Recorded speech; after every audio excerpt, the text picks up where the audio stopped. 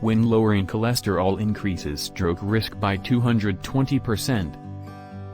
According to a new study published in the journal Neurology, the myth about high cholesterol has probably murdered millions of people.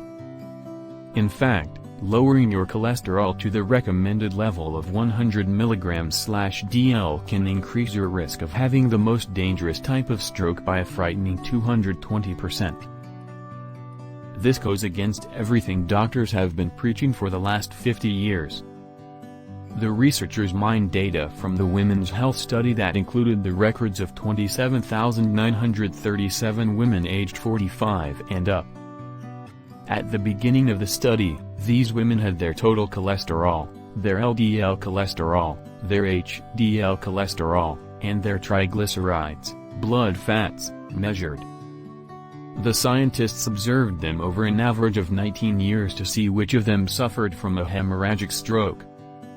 Strokes come in two forms: ischemic, which occurs when blood flow to the brain is blocked by, for example, clogged blood vessels, and hemorrhagic, which happens when there is bleeding in the brain because of, for example, blood vessels that have burst or are weakened and leak. A hemorrhagic stroke is much harder to treat than an ischemic one. According to the National Stroke Association, while hemorrhagic strokes only make up 13% of all strokes, they are responsible for 40% of stroke-related deaths.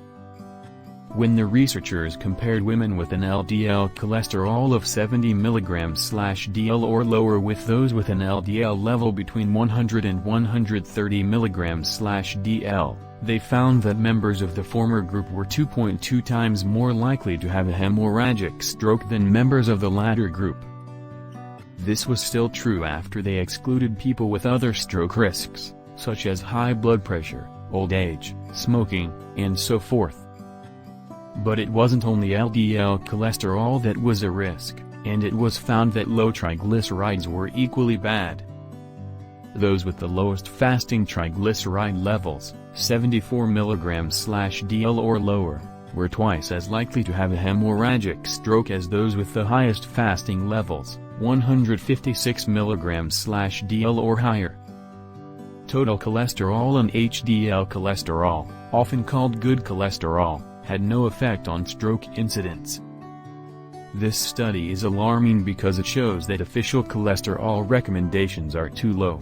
It also shows the dangers of lowering cholesterol artificially through the use of statins and other cholesterol-lowering medications.